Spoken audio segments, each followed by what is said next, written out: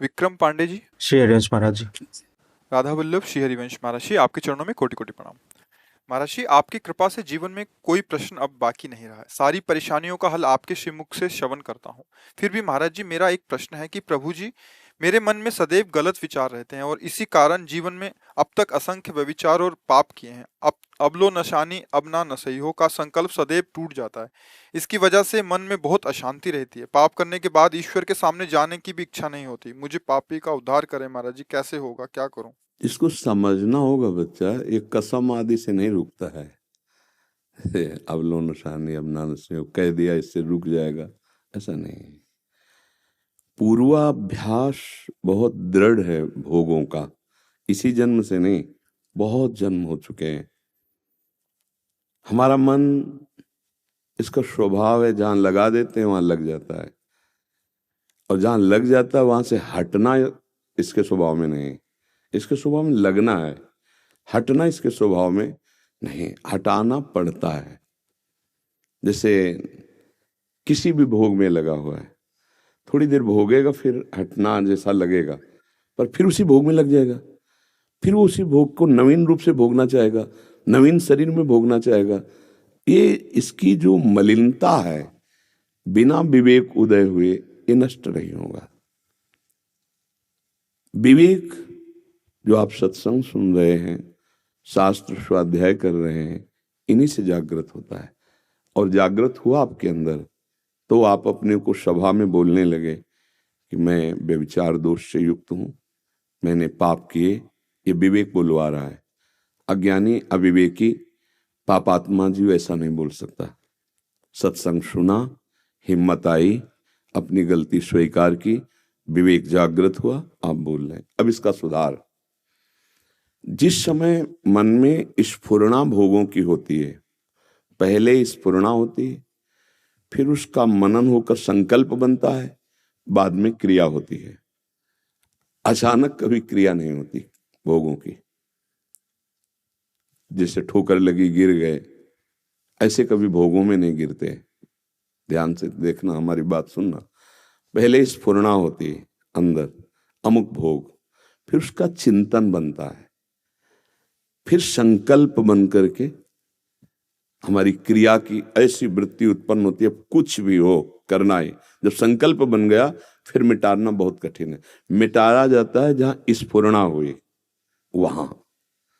भोग की स्फुरणा जब होती है, उसको गाढ़ चिंतन में ना बदलने दिया जाए, इसीलिए कहते राधा राधा राधा राधा। उस समय हम अपने मन को स्वतंत्र ना होने दें। होता क्या है कि हम उस समय तदात्म हो जाते हैं और हमारी सावधानी छूट जाती है, उसमें हम सुख लेने लगते हैं। समझ पा रहे? कोई भी भोग क्रिया बिना भोग संकल्प के नहीं होती। भोग संकल्प के पहले भोग स्फुरणा होती है। स्फुरणा के समय यदि हम संभाल लिए तो गाढ़ चिंतन नहीं होगा, संकल्प नहीं बनेगा। संकल्प नहीं बनेगा तो हम क्रिया को नहीं होने देंगे। जब संकल्प बन गया तो तुम्हारी ताकत नहीं कि तुम क्रिया को रोक दो, क्योंकि तदात्म होने पर संकल्प बनता है। ऐसे से ऐसा देखो, पिछली बार जब आपने जो चीज भोगी थी वो ऐसे आपकी ऐसे ऐसा, और पहले चिंतन हो रहा, उसी समय उसको रोको। राधा राधा राधा राधा राधा राधा राधा, नहीं नहीं नहीं। अगर धर्म पूर्वक विषय चिंतन हो रहा है तो उसे हम स्वीकार कर लेते हैं, उसकी मांग पूरी। अगर अधर्म पूर्वक है तो राधा राधा राधा राधा, नहीं नहीं, कदापि नहीं, नहीं। अंदर युद्ध शुरू नहीं। वो बार बार आपको चिंतन कराने के लिए एकांत करेगा कि शांत हो जाओ, छोड़ो नाम, देखो हम तुम्हें पेश कर रहे हैं, इससे बड़ा सुख होगा। और आप अगर उसमें डूब गए, मतलब आप स्वीकृति दे दी, अब आपको नष्ट कर देगा। कोई आवे या ना आवे, कोई मिले या ना मिले, अपने आप से अपने आप में नष्ट हो जाओगे संकल्प बनने पर। ध्यायतो विषयान पुंसां संगास्तेषु उपजायते, संगात संजायते कामः, कामः क्रोधोद्भिजायते, क्रोधात् भवति सम्मोहा, सम्मोहात् स्मृति विभ्रमा, स्मृति भ्रंशात् बुद्धिनाशो, बुद्धिनाशात् प्रणश्यति। पहले विषय का ध्यान होता है, चिंतन होता है, वो ना होने पावे, आगे की सब क्रियाएं रुक जाएंगी। अगर वो हुआ तो तत्काल संकल्प और आसक्ति और क्रिया सब, कहने में बहुत देर लगता है। वो मन इतना प्रवीण है कि वो सोचता है और आपको समेट लेता है। आप सोचते हो मेरी मांग है, मैं सोच रहा हूं, मैं करूंगा, मैंने किया था, मैं ऐसा कर सकता हूं, आपको समेट लिया अपने में। अब आप अलग नहीं रहे, आपको नष्ट कर देगा। जब आप अलग होके देखे, मन नहीं नहीं नहीं, तू बहुत बार गलती करवाया, तेरी चाल ही है, तू हर बार मुझे नष्ट करता है। आप नहीं, राधा राधा राधा राधा राधा राधा राधा, तेरी सुनेंगे नहीं, तेरे को अवसर नहीं देंगे, बच जाओगे। करके देखो, इसी से विजय प्राप्त की जाती, यही उपाय है। और मन में एक ही विषय करोड़ों बार भरे हैं, एक ही विषय, जैसे काम, तो काम की करोड़ों बार वो वृत्तियां बनी हैं, वो संस्कार बने। तो जब जब हम नाम जप शुरू करेंगे तो वो हर बार वही निकलेगा, वही डिलीट हो। आपको लगेगा इतना नाम जपने पर अभी तक नहीं गया, नहीं, वो जो आया था वो तो गया। ऐसे करोड़ों मैसेज भरे हैं काम के, और सबको नाम एक एक करके जड़ से डिलीट करेगा। आपको नया मैसेज नहीं बनाना है, अब नया धर्माचरण नहीं करना। वो डिलीट होते होते मन निर्मल हो जाएगा, घबराने की जरूरत नहीं। पापी का मतलब होता है हमसे गलती हो गई। जैसे कहते हैं जानबूझ के, कैसे, वो सच्ची में नहीं जानता, वो जानकारी भी जानकारी नहीं है। जिससे पाप बन रहे हैं वो क्या ज्ञानी है, वो क्या जानता है, बेचारा। वो जानते हुए भी अनजान है, वो अज्ञानी है। असत भोगों में सुख, गलती हो रही उससे। किसी को भी सुधरने का आखिरी तक चांस है इस अध्यात्म में, आखिरी श्वास तक चांस है। अगर आप तो अभी नौजवान हैं, आप सुधारना चाहें, आप अपने को बहुत जल्दी सुधार सकते हैं, अभी अवसर है। जैसे मटकी आवे में पक जाए, फिर उसको कोई रूप देना बड़ा कठिन हो जाएगा, लेकिन कच्ची मटकी है तो फोड़कर उसे कोई भी रूप दिया जा सकता है। अभी आप कच्ची मटकी हैं, अभी अवसर है, आप बदल लें। जब मन आपको गलत शिक्षा दे उस समय नाम कीर्तन जोर जोर से राधा राधा राधा राधा राधा। उसकी बात नहीं सुननी, नहीं सुनोगे तो जलाएगा तुम्हें, उसकी जलन को बर्दाश्त कर जाओ। अगर बर्दाश्त कर गए तो जीत गए, अगर बर्दाश्त नहीं किए तो हार गए। फाइनल में है उसकी जलन को बर्दाश्त करना पड़ेगा। यम ही न व्यथ्यन्ते ते पुरुषम पुरुषर्षभ शम दुखा सुखाधीरम सोमृतत्वाय कल्पते। जो उस व्यथा को सह गया, इतना टूटा नहीं कि जो मन का वही करना पड़, तो फिर वो जीत गया। मन को जीतना इसलिए कठिन पड़ जाता है, वो इतनी जलन पैदा करता है कि लगता है यार चलो थोड़ी देर में शांत तो हो जाएगा, पर थोड़ी देर बाद शांत हो जाएगा, फिर जो नया वो बनाएगा सीन, वो फंसाते फंसाते जेल नर्क दुनिया की ये सब दुर्गति करा देता है। बहुत सावधान। मान लो सैकड़ों अपराध हुए, ओपन नहीं हुए तो बच रहे हो भी प्रगट में, लेकिन दैवी संपदा जिनके द्वारा रची गई है वो दंड विधान जब करेंगे तब तो फिर ये होता है कि यार बड़ा सीधा आदमी था, ऐसा भयानक रोग कैसे हो गया। दंड पूर्व कर्म जिनका हमने भोगा नहीं, उनका भोगना पड़ रहा है। कर्म तो भोगना ही पड़ेगा, यदि भजन के द्वारा उसे नष्ट न किया जाए, प्रायश्चित न किया है तो दंड दिए बिना नहीं रहता। ऐसे अच्छे कर्म वो सुख दिए बिना नहीं रह सकते।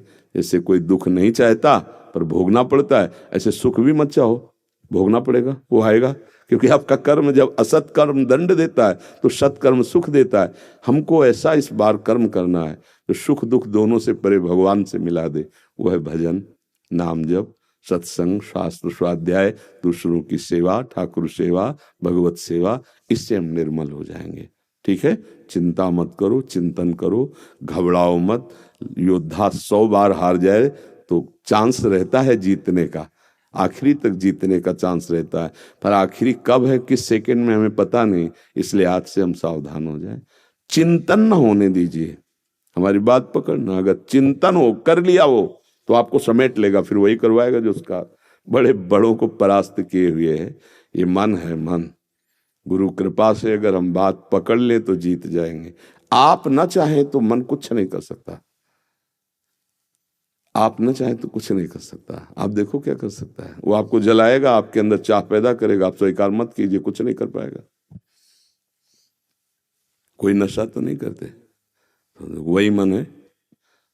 नशा को स्वीकार नहीं किया तो उसने नहीं पिया अभी तक, नहीं तो नौजवानी में।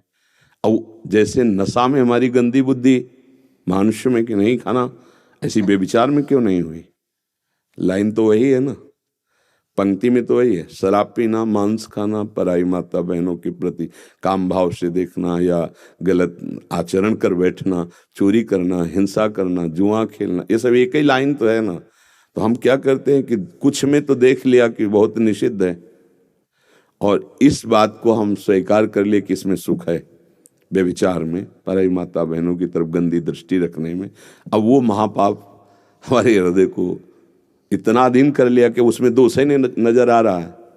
शराब में दोष नजर आएगा, आपने मान लिया कि निषिद्ध है, लेकिन व्यभिचार है तो उसी पंक्ति में रखा है। चोरी, दूसरे को दुख पहुंचाना, हिंसा करना मन वचन कर्म से, वो सब एक ही पंक्ति में है। इनमें से एक भी आ जाएगा तो नष्ट कर देगा। बहुत है, समझ में नहीं आता, पूरा परिवार लेके अंदर आ जाते हैं। झूठ, बेविचार, छुपाव, कपट, छल, ये सब आ जाते हैं। इसलिए भैया बहुत बढ़िया अवसर मिल रहा है, साधु समागम मिल रहा है, सत्संग मिल रहा है आपको, आपकी बुद्धि शुद्ध हो रही है, आप अपनी गलतियां स्वीकार करते, निकल चलो, निकल जाओगे। हमारे प्रभु का स्वभाव कि जो हृदय से जलने लगे कि मेरे से गलती हो गई तो क्षमा कर देते हैं। हम तो हम सर्व पापेभ्यो मोक्षयिष्यामि मा शुचा, भगवान कह रहे हैं। बढ़िया चांस है, हरि शरणम, हरि की शरण में होकर आज से गंदे आचरण का चिंतन न होने पाए। और फिर चाहे एक बार निश्चय कर लो कि तुम मृत्यु से ज्यादा तो कष्ट दे नहीं सकता मन। अब मैं सहूंगा, टूटूंगा नहीं, तेरे तोड़ने से मैं नहीं टूटूंगा, अब सहूंगा, राधा राधा, निकल जाओगे। वो सिर्फ आपकी अनुमति चाहता है बस। हर केस में, हर घटना में तुम्हारी सहयोग की जरूरत है, नहीं वो कुछ नहीं कर सकता। इतनी बात तुम समझ लो, बस सहयोग देना बंद करो उसका, और वो यहां से मिलेगा भजन से, सत्संग से आपको बल। जो हम कह रहे हैं इसका बार बार श्रवण करो, नाम जप करो तो आपको बल मिल जाएगा, आप लड़ पाओगे मन से। जो मन मार्या तन बस में की ना हुआ भरम सब दूर, बाहर से कछ दिखत ना ही अंदर चमके नूर।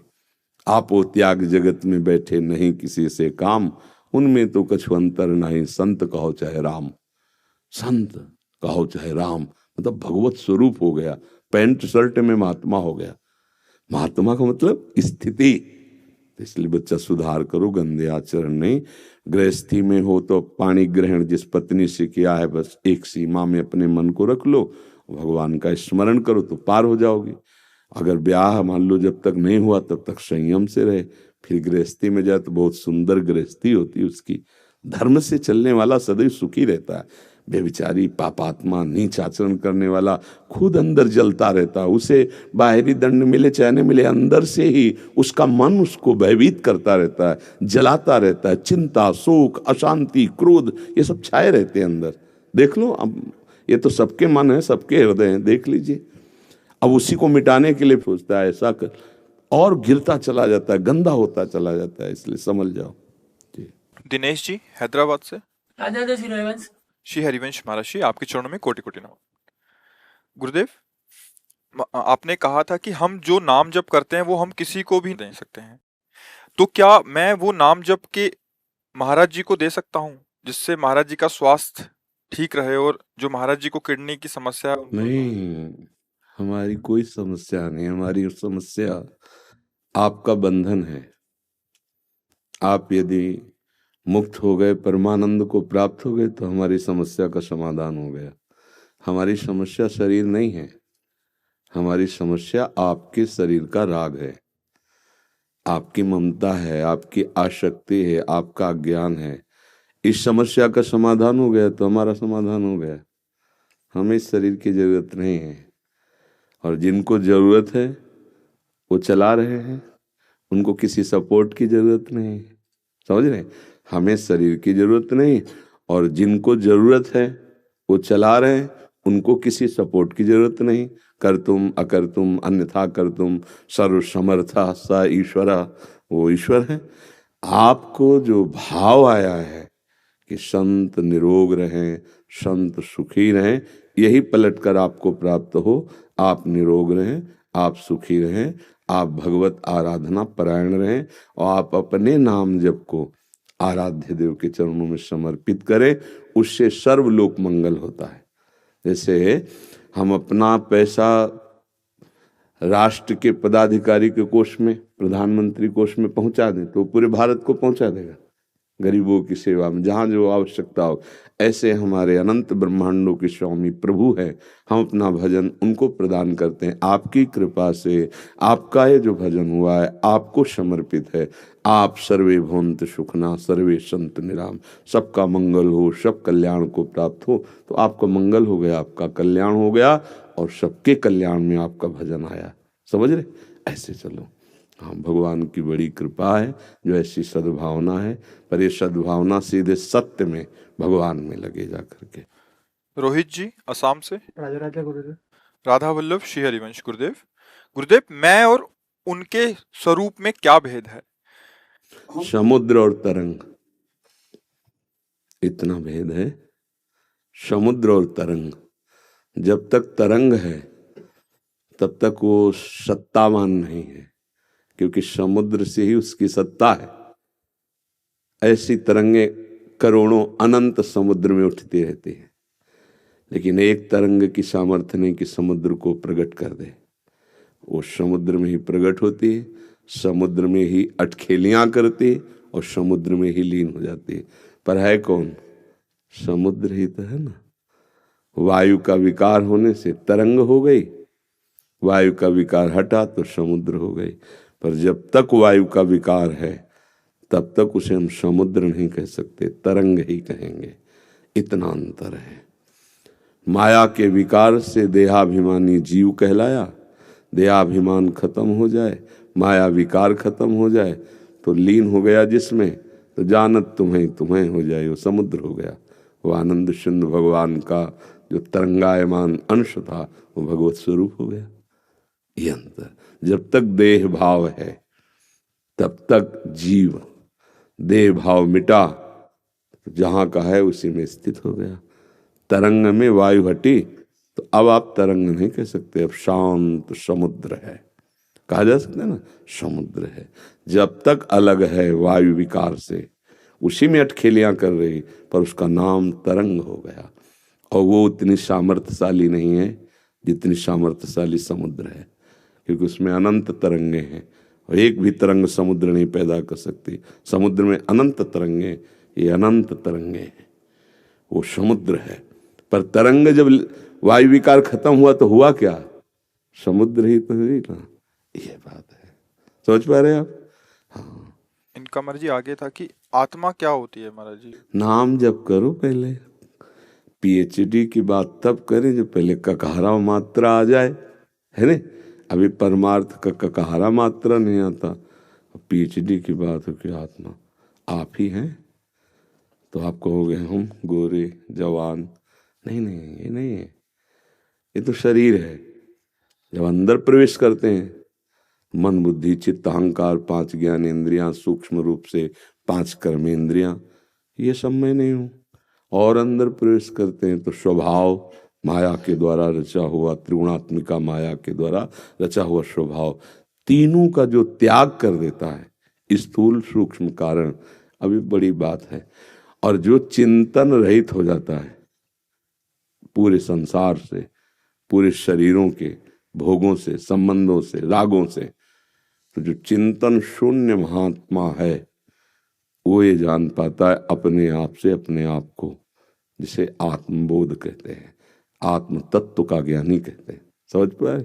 समझने के लिए खूब नाम जप करो, अच्छे आचरण करो, बड़े बुजुर्गों के चरण छुओ, उनकी सेवा करो, तब जाके बुद्धि निर्मल होगी। निर्मल बुद्धि से साधना होगी, साधना का विश्राम अध्यात्म में होता है, आत्मस्वरूप में होता है। ठीक है जी। महाराज जी, सनातन सर्वत्र कैसे विश्व में व्यापक हो? इस विश्व में व्यापक हो जाए पहले, हमारा लक्ष्य रहता है। ऐसे विश्व में नहीं, ऐसे विश्व में। अगर यहाँ सनातन व्याप्त हो गया तो आपको जो छू लेगा वो सनातन को जान जाएगा, आपसे जो बात करेगा वो सनातन को जान जाएगा। अंदर सनातन नहीं, केवल सनातन की बात करे तो रंग नहीं चढ़ेगा। यहाँ पहले प्रसार हो तब प्रचार हो।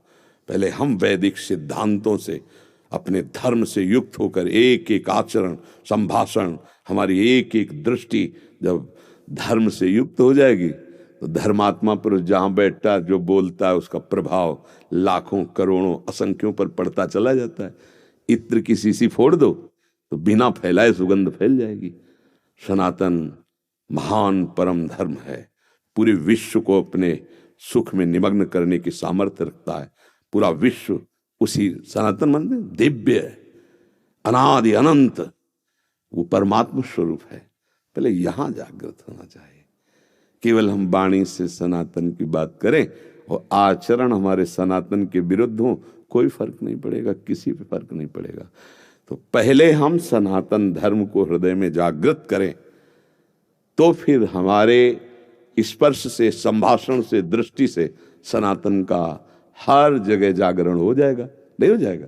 स्वाद चखा हुआ जब बोले ना, जैसे हलवा, वो आपने बनाया और पाया और फिर बोला, तो आपका रोम रोम हलवा का स्वाद बताएगा। और सूखा पढ़ लिया है हलवा बनाने की पद्धति और बोल दिए, तो आपकी दृष्टि से, आपकी वाणी से पता चलेगा। चखा नहीं, बिना चखे बोल रहा है। नहीं, तो हमें पहले सनातन का स्वाद चखना चाहिए। आचार्य, गुरु, शास्त्र, इनकी आज्ञा, इनकी मर्यादा से चले, तब सनातन धर्म का जागरण होता है। सनातन धर्म साक्षात परमात्मा है, दूसरा नहीं, परमात्मा। और वही सबके हृदय में सनातन तत्व विराजमान है।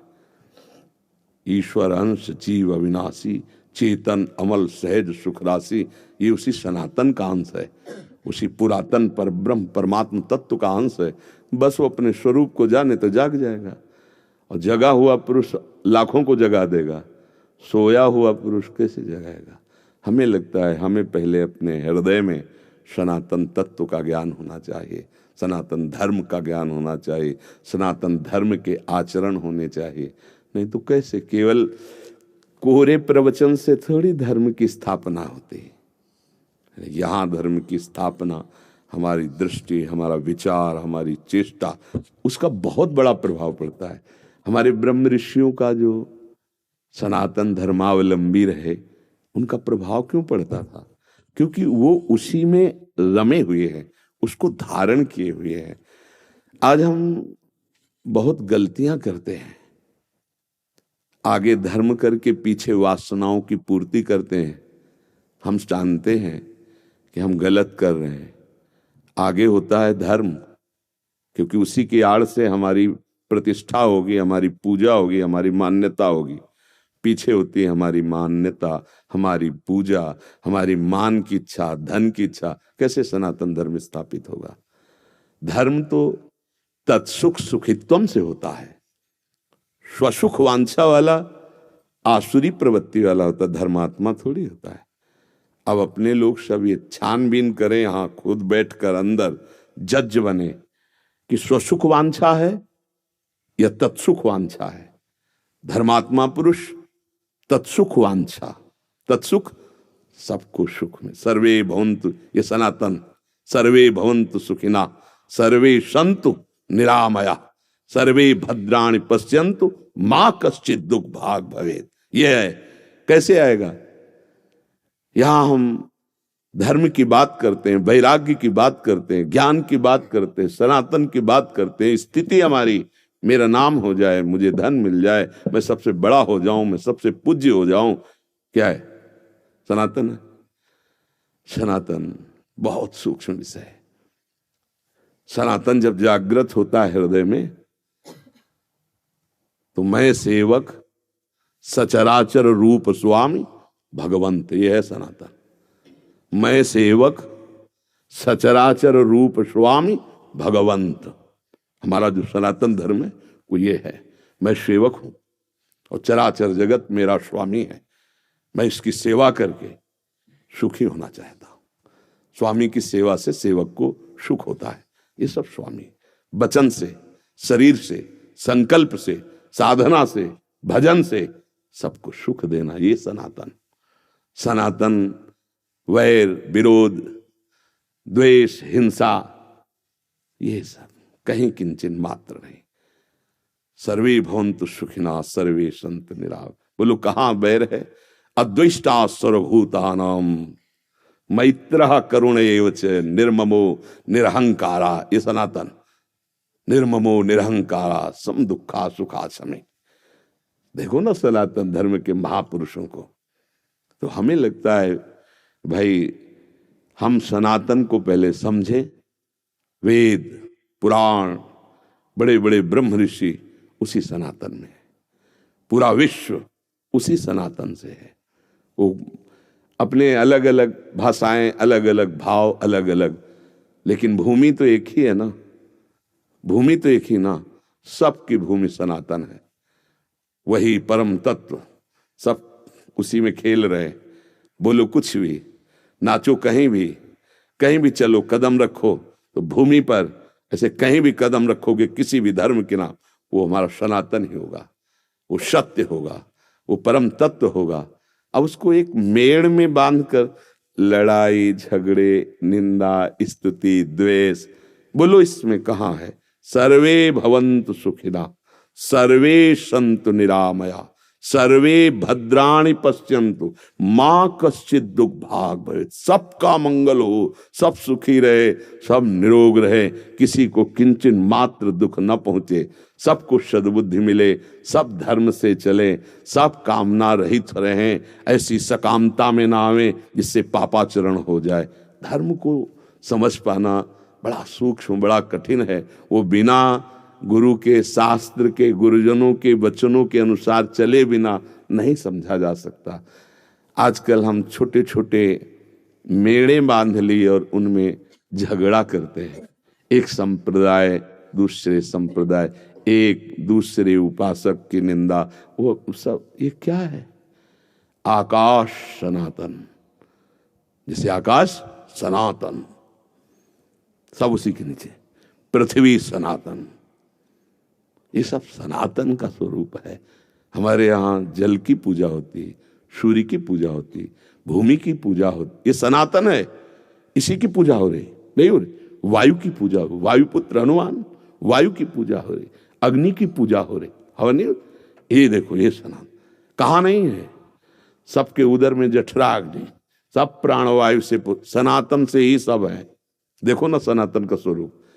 तो भाई राग द्वेष रहित चित्त, कामना रहित चित्त, सब भगवत स्वरूप दिखाई दे, सबको सुख पहुंचाना, यही सनातन का स्वरूप। मैं सेवक सचराचर रूप स्वामी भगवंत। हमें तो गुरु प्रसाद से, भगवत कृपा से ये बात समझ में आई, यदि यहाँ हृदय में सनातन जागृत हो जाए तो सब जगह सनातन जागृत हो जाएगा। कैसे? हमारा चश्मा लाल तो सब लाल ही नजर आएगा, हमारा चश्मा हरा तो हरा नजर आएगा। तो लाली मेरे लाल की जित देखूं तित लाल, और लाली देखल मैं चली तो मैं भी हो गई ये मस्ती सनातन, ये मस्ती। अब हमारा चश्मा लगा है राग और द्वेष का, तो हमें राग द्वेष दिखाई देगा, सनातन नहीं दिखाई देगा। सनातन में दो खंड नहीं है, जैसे आकाश एक नहीं, जहां जाओ वही नीलांबर, वही नील फहरा रहा है। भूमि, जल, वायु, अग्नि, भेद बताओ, इसी से सब पांच भौतिक शरीर बने, पूरे सृष्टि। सबका सनातन से निर्माण, सबका सनातन पर स्थान, सबका पोषण सनातन। समझे तो सनातन को एक छोटा रूप न दे। इसीलिए हम बहुत सावधान होकर के चले और अपने सनातन को समझें। तो वैर विग्रह ये नहीं होगा, वैर विग्रह नहीं। सर्वे भवन्तु, हम जिससे वैर करना चाहते हैं उसमें भी सनातन है। वायु है, अग्नि है, पृथ्वी तत्व है, जल तत्व है, आकाश तत्व है, ये सब सनातन। उसको हमने बहुत सीमाएं रख दी। ये इसलिए सनातन साक्षात नारायण है, साक्षात हरि है, साक्षात ब्रह्म है। जो धर्म है वही भगवान, जो भगवान है वही धर्म। क्यों, आपके क्या विचार है? नहीं, मैं बोलता हूँ विधर्मी छल कपट से जो अपना, पहले हम अपने धर्म को समझ लेना, फिर देखो आप क्या दिखाई देता है आपको। उस समय जो कर्तव्य उपस्थित होगा उस समय देखो, हम कल्पना क्यों करते हैं? पहले हम अपने धर्म को तो देखें। एक बार चश्मा धर्म को तो चढ़ाइए, अभी आप कल्पना में बोल रहे हैं, चश्मा नहीं चढ़ा, एक बार चढ़ा लीजिए, फिर देख लीजिए, फिर आप देखिएगा उस समय जो होगा वो महाधर्म होगा। महाधर्म, विधर्म अधर्म ये बात का विषय है, पहले हम सनातन को समझें। चश्मा चढ़ेगा सनातन का तब समझ में आ जाएगा। ऐसे आपको कुछ दिखाई दे रहा है, हमें कुछ दिखाई दे रहा है, तो यही बात बिगड़ जाएगी, सनातन तो नहीं हुआ। दोनों की दृष्टि जब एक होगी, फिर दोनों जब एक दिशा को देखेंगे तब समझ में आ जाएगा। सनातन ने देखा सर्वम खलमिदम ब्रह्म, वेद सनातन है ना। सनातन के ब्रह्म ऋषियों ने देखा एक परम तत्व सर्वत्र विराजमान है। अब जब हम व्यवहार में सनातन को उतारते हैं तो जो हमारी मर्यादाएं हैं उनका अगर हमारा पुत्र भी खंडन करता है तो हम उसको दंड देते हैं, लेकिन पुत्र मान के ही, अपना मान करके तुम गलत हो, हमारा अंदर से अपनेपन में फर्क नहीं होता, समझना। ऐसा है सनातन, दंड भी दे रहा है तो अपने में ही दे रहा है, गैर नहीं होता, गैर नहीं होता इसमें, अंदर से। हमारी दृष्टि पहले धर्म से युक्त हो जाए, फिर उस समय कर्तव्य कर्म क्या आदेश करता है वो तो धर्म संभाल लेगा। धर्मो रक्षति रक्षिता, किस समय कहाँ कैसी रक्षा करनी हो, धर्म आपको अब उस धर्म विराजमान हो तो करा ले। हम पहले से कल्पना क्यों करें, पहले हम धर्म को धारण करें, तब बात समझ में आएगी। नहीं तो फिर लड़ाई झगड़े में उतर जाएगा, धर्म जान ही नहीं पाएगा। धर्म का स्वरूप बहुत सूक्ष्म होता है और उस समय वो समर्थ धर्म करवा लेगा, धर्म करवा लेगा। जैसे एक अंग है सनातन का, सर्वे भवन्तु सुखिना। अब उस सर्वे भवन्तु सुखिना में जो बाधा डालेगा तो वो विभाग है, उसके विभाग है ना, न्याय विभाग है, कानून विभाग है, धर्म विभाग है, भगवत विभाग है, विभाग है, उनको दंड मिलेगा। ऐसा नहीं कि नहीं दंड मिलता है, यहाँ नहीं मिलेगा तो हमारा न्याय विभाग बहुत जोर का है, पाई भर का, उसमें कहीं मिलावट नहीं होती और उसको दंड मिलेगा। पहले हम अपने धर्म को अपने हृदय में धारण करें, आगे का जो होगा वो भगवान स्वयं करा लेंगे। वो भगवान है, धर्म है, सनातन है, वो करवा लेंगे। वो बैठ जाए भुजाओं में तो महाबल आ जाएगा, उनको जो संभलवाना है। अर्जुन से कहते तो निमित्त मात्र बन, ये सब मेरे द्वारा मारे गए, तो देख विराट रूप में दिखाए ले, बन निमित्त मात्र धर्म बना लेगा। जैसा कुछ होना है वैसा राग द्वेष रहित स्थिति। युद्ध भी हो रहा है, जो सनातन धर्म का स्वरूप अर्जुन के हृदय में गीता में देखो उपदेश कर, राग द्वेष रहित युद्ध हो रहा है, लेकिन राग द्वेष रहित। क्या बात है, युद्ध हो रहा है लेकिन सुख दुखे समय कृत्वा लाभा लाभो जया जयो, कैसी परमहंस स्थिति, समझ लगे। तो थोड़ा सा अपने को समझना है, अपने सनातन को। बहुत विस्तृत और बहुत परमानंददायक परम विशुद्ध सनातन धर्म है, उसको समझना है। इसी धर्म के मूर्तिमान स्वरूप वेद हैं, इसी धर्म के मूर्तिमान स्वरूप ब्रह्म ऋषि थे, हैं, रहेंगे। वैसे हमें चलना है। तभी तो धर्म को समझने के लिए हर राजा महाराजा के ऊपर एक महापुरुष होते थे। चक्रवर्ती सम्राट महाराजा धीराज दशरथ जी तो वशिष्ठ जी बैठे, सनातन के गुरु। जनक जी तो उनके सदानंद जी बैठे, देवराजेंद्र तो बृहस्पति गुरु बैठे, दैत्यराज तो शुक्राचार्य जी बैठे। शासन उसी का है, सनातन बहुत बड़ा है, बहुत बड़ा है। उसको एक किसी सीमा में न रखा जाए, जैसे आकाश सीमा में नहीं है, पृथ्वी सीमा में नहीं, जल सीमा में नहीं, अग्नि सीमा में नहीं, वायु सीमा में नहीं, ऐसे सनातन असीम है, सर्वत्र है, सब उसी पे है।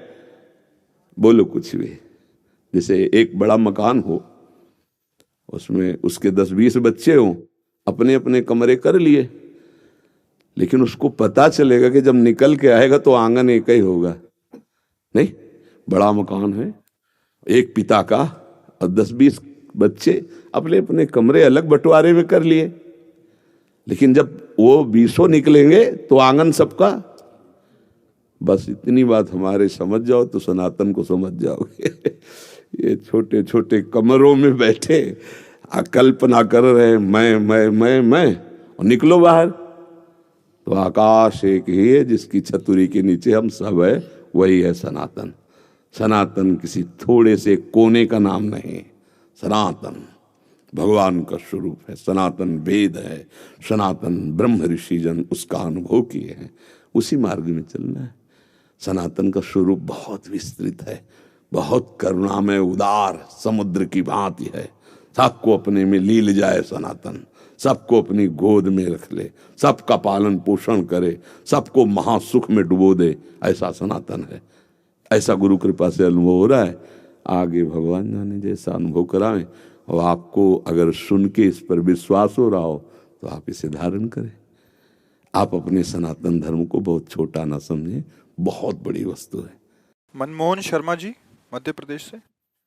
राधा राधा। राधे राधे महाराज जी, आपके चरणों में कोटि कोटि वंदन। महाराज जी, हमारे आराध्य इष्ट भगवान महादेव हैं। दास को श्री गुरु प्रदत्त दीक्षा महामंत्र षडाक्षर मिला है। नित्य जप इष्ट का करें या श्री गुरुदेव भगवान प्रदत्त नाम का करें? जप करने की इच्छा दोनों की रहती है। जब पवित्र अवस्था में आसन आदि में बैठ करके या पवित्र अवस्था में पवित्र स्थान में गुरु मंत्र जपो, चलते फिरते कार्य सेवारत नाम जप करो, दोनों का जप जरूरी है। जो गुरुदेव ने मंत्र दिया है उसमें कुछ विशेषता है, तभी तो मंत्र दिया है, तो हम मंत्र का भी स्वाद लें, और जब कार्यरत हैं, चल फिर रहे हैं, हम उस समय नाम का अभ्यास करें। कुछ समय आसन में बैठकर पवित्र अवस्था में गुरु मंत्र का जरूर जप करना चाहिए, शेष समय नाम जप करो। ठीक है। प्रारंभ शुरुआत किससे होनी? गुरुदेव से। गुरुदेव से जब हम जगते हैं तो हमारे स्मृति में सबसे पहले गुरुदेव आने चाहिए। वही हमारा जीवन निर्माण करने वाले ब्रह्मा हैं, वही हमारे दुर्गुणों का नाश करने वाले महादेव हैं, वही हमारे सद्गुणों का दैवी संप्रदा का सृजन करने वाले हैं। तभी गुरु ब्रह्मा गुरु विष्णु गुरुदेव में वही सृजन करते हैं, वही पालन करते हैं, वही हमारे दुर्गुण दुराचारों का नाश कर। तो गुरु ब्रह्मा गुरु विष्णु गुरुदेव महेश्वरा गुरु साक्षात परब्रह्म तस्मै श्री गुरुवे नमः। हम सबसे पहले उपासना में सबसे पहले गुरुदेव को नमस्कार। फिर अगर हम पवित्र आसन है, पवित्र वस्त्र हैं, तो नहाने की जरूरत नहीं, गुरु मंत्र जप रहे हैं। फिर अपनी दिनचर्या की स्नान आदि करके फिर गुरु मंत्र जप रहे, शेष समय नाम जप करते हुए व्यतीत करते हैं। कभी पवित्र अवस्था में गुरु मंत्र, तो कभी कार्यरत में नाम जप। नाम गुरु मंत्र हम इसी में रहते हैं, उठते बैठते चलते फिरते हर समय। तो कभी भी मृत्यु हो जाए भगवत प्राप्ति हो जाएगी, क्योंकि अंत में जो हमारा स्मरण होता है वही हमारा फाइनल होता है, वही भगवत प्राप्ति कराएगा। इसीलिए हम हर समय स्मरण में रहते हैं। भगवत नाम जब, कभी मंत्र जब, कभी भगवान की लीलाओं का गायन, कभी लीलाओं का श्रवण, कभी सेवा। सेवा में भी तो रहती है ना। भाई महादेव जी के सेवक हो, बिल्व पत्र चयन कर रहे हैं, फिर महादेव जी के लिए अर्पित कर रहे हैं, जल अर्पित कर रहे हैं। नहीं मंत्र कुछ आता तो गुरु मंत्र के द्वारा बिल्व पत्र अर्पित, एक एक मंत्र अंदर ही अंदर जपते हुए विराजमान। फिर वो तो एक चुल्लू जल में प्रसन्न होने वाले देवाधिदेव महादेव, उनकी पूजा में तो ज्यादा पैसा वाली सामग्री है नहीं। धतूर का फल, बिल्व का पत्र, अकोड़े के फूल और गंगा जल एक अंजलि चढ़ा दो। जो कोई स्वीकार नहीं करता हो वो महादेव स्वीकार करके वो पद दे देते हैं जो दुर्लभ है। बड़े कृपालु हैं, आशुतोष हैं, औढ़रदानी हैं, करुणा समुद्र हैं। तो उनकी आराधना से ज्ञान भक्ति वैराग्य जो चाहे, ऐश्वर्य जो चाहे सब प्रदान कर देते हैं। और परम महान वैष्णवाचार्य भी हैं, समस्त वैष्णवों के गुरु हैं, ज्ञानियों के भी गुरु हैं और भक्तों के भी गुरु हैं। भगवान शंकर परम वैष्णवाचार्य हैं। कोई भगवान शंकर की निंदा करे सोचे हरि से प्रेम कर लेंगे, कभी नहीं। और कोई हरि की निंदा करे सोचे भगवान शंकर से प्रेम कर लेंगे, कभी नहीं। परस्पर बड़ा अनुराग है हरि हर का। तो जो हरि का भक्त होगा वो हर का भक्त होगा, जो हर का भक्त होगा वो हरि का आदर करेगा। क्योंकि इष्ट प्रियता, इष्ट को क्या प्रिय है? देखो गंगा जल माथे पे धारण किए, हरि का चरणामृत है, तो हरि को देखो। रामेश्वर की स्थापना करके वो आराधना कर रहे हैं परस्पर। तो ऐसे भक्त उपासक को चाहिए वैष्णवों को नमन करे, क्योंकि हरि भक्त है और इनके नमन करने से हर प्रसन्न होंगे। और महादेव जी को, महादेव जी के जनों को नमस्कार करे, इनके प्रसन्न होने से हमारे हरि प्रसन्न हो जाएंगे।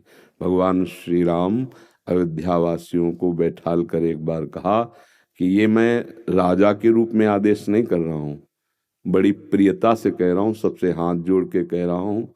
और एक गुपुत मत सबहि कहो कर जोरी, शंकर भजन बिना नर भगति न पावे मोरी। अयोध्या वासियों से कहा, मैं हाथ जोड़कर सबसे कहता हूँ, राजा रूप में हाथ जोड़ने की तो जरूरत है नहीं, ये मैं आदेश नहीं कर रहा हूँ, ये विनय कर रहा हूँ। यदि कोई मेरी प्रीति चाहता है, भक्ति चाहता है, तो भगवान शंकर की कृपा आवश्यक है। बिना भगवान शंकर की कृपा के कोई मेरी विशुद्ध भक्ति नहीं प्राप्त कर सकता। और एक गुप्त मत सबई कहो कर जोरी, शंकर भजन बिना नर भगति न पावे। और शिवद्रोही मम दास कहावा, सो नर मोह सपने नहीं भावा। ये तो भगवान श्री हरि की करुणा कृपा देखिए। उधर महादेव जी की, कागभूषुंड जी अनन्य थे भगवान शंकर के, पर वो हरि की अवहेलना कर देते थे, हरि की निंदा, हरि भक्तों से द्वेष कर लेते। तो भगवान शंकर ने ही साप दे दिया। मंदिर में बैठे थे, गुरुदेव पधारे, क्योंकि गुरुदेव सदैव उपदेश हरिहर का समान रूप से करते थे, ये उनको जमता नहीं था। वो गुरुदेव से द्रोह करने लगे। गुरुदेव आए तो उठकर प्रणाम नहीं किया। भगवान शंकर को असहनीय हो गया, तू हमारे धर्म की मर्यादा का नाश करता है और मेरे मंत्र दाता तेरे गुरुदेव उन्हीं का अपमान कर रहा है। जा, सहस्त्र बार अजगर की योनि को प्राप्त हो, पापी तू अजगर जैसा बैठा रहा, जा। तब गुरुदेव बड़े कृपालु, उन्होंने फिर नमामि समीसान निर्वाण रूपम ये स्तुति की और कहा, प्रभु अज्ञानी है। देखो कैसे गुरुदेव माता की तरह दो, ये अज्ञानी, इस पर दया कर दो। तो कहा, साप तो मिथ्या नहीं होगा, पर जन्मते मरते जो दुसह दुख होता है वो नहीं व्यापेगा और जल्दी जल्दी इसका शरीर छूट जाएगा, पर ऐसा होगा, अजगर योनि को प्राप्त होगा। ये अगर कोई भगवान हरि की अवहेलना करके महादेव का अनन्य बनना चाहता है तो कदापि नहीं, और कोई महादेव की अवहेलना करके हरि प्रेम चाहता है तो कदापि नहीं। हरिहर एक ही है और एक दूसरे की आराधना से ये दिखाते हैं कि कैसे भक्ति की जाती है। इसलिए उठते बैठते चलते फिरते आराध्य देव का जो स्मरण है, यही सबसे बड़ी साधना है। महाराज जी, जप के समय भाव कैसा हो ताकि प्रभाव अनुराग ज्यादा से ज्यादा बढ़े? या तो मंत्र में तदाकार वृत्ति हो या मंत्र अधिष्ठात्र देवता का ध्यान करते हुए मंत्र। महाराज जी, आपकी युक्ति इतनी प्यारी जी 6 महीना पहले मैंने वीडियो सुना था जी कि नाम जप करें तो इस ध्यान में स्टिप आनी चाहिए। जी जी। अरे तो मन तो 1.5 घंटे 2 घंटे बैठे मन को खींचना पड़ता है, हाँ लेकिन वो जो स्टिप है ना जी। वो स्थिर करती है। हाँ, बहुत सहारा है, बहुत सुंदर। हाँ, बहुत सुंदर। बाकी तो संभव नहीं है। हाँ, 1.5 घंटे 2 घंटे बैठ के मन को खींचना। पर इतना भी बहुत बड़ी बात है कि आप 1.5-2 घंटे खींच कर उसको, हाँ, गुरु कृपा इष्ट कृपा से संभव है। और अगर ऐसी ही वृत्ति अभ्यास कर ली जाती है ना, तो चलते फिरते उठते बैठते, अब बात कर रहे हैं, हर समय वो नेत्रों में छाया रहता है।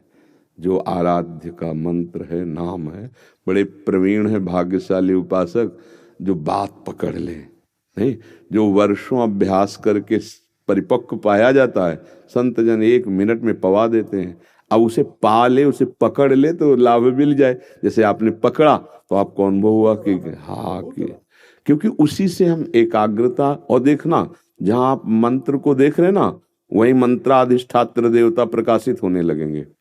जब मंत्र का प्रकाश होगा तो आप उसी प्रकाश में देखेंगे देवाधिदेव महादेव उसी पे विराजमान है। एक अद्भुत सुख, एक अद्भुत ये त्रिपुंड भी आता है। हाँ, वो भी आता है। मंत्र से आ जाए, बस इसे गुप्त रखो और अंतर ही अंतर चलाते रहो। कभी किसी से अपने अनुभव बताओ मत। यहाँ तो चलो एक दूसरे प्रश्न उत्तर में चर्चा हो गई, कभी किसी को अपने अंदर के अनुभव न बताए, उनको छुपा ले। कभी किसी को बताना हो तो कह दे हमने सत्संग में सुना, वो ऐसा बोल रहे थे, हम उसे स्वीकार कर चुके हैं, ये किसी से न कहे।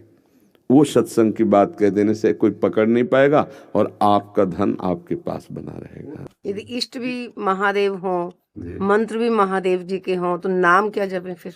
शाम्ब सदाशिव, शाम्ब सदाशिव, शाम्ब सदाशिव, राम शाम्ब अंबा के सहित भगवान शिव, शाम्ब सदाशिव, शाम्ब सदाशिव।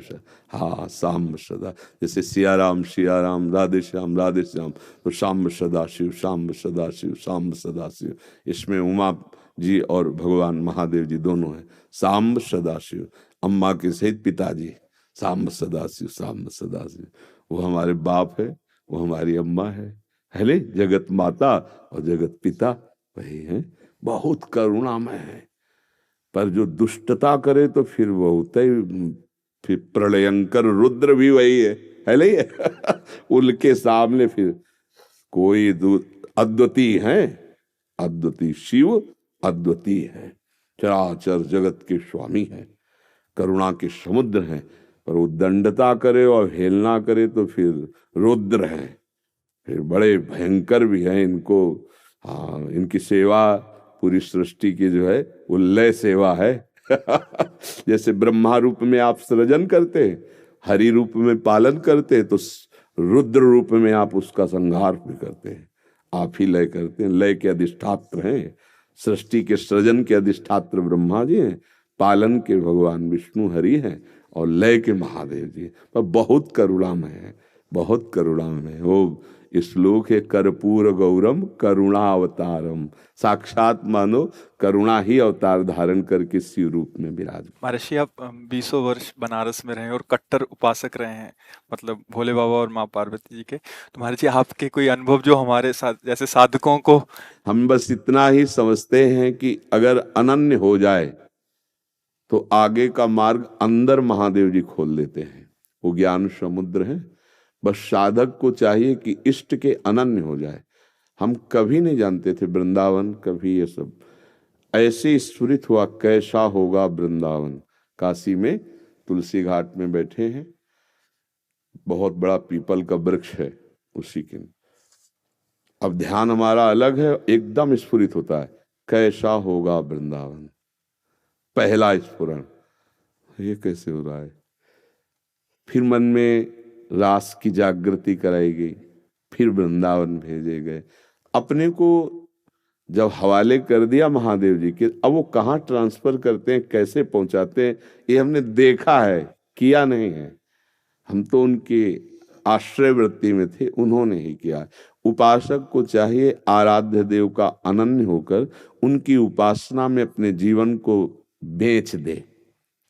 बिका हुआ जीवन, फिर जो रंग आता है वो बहुत जोर का रंग होता है।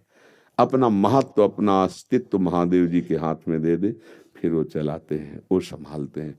एक भी वृत्ति अन्य न हो, वो अनन्य भाव से आराध्य देव का चिंतन होने लगे तो चमत्कार प्रकट हो जाएगा, जीवन दिव्य हो जाएगा। बस लगा रहे। अभी तो वृत्ति गई, हट गई, फिर आई, फिर हट गई, ऐसे हो रहा है।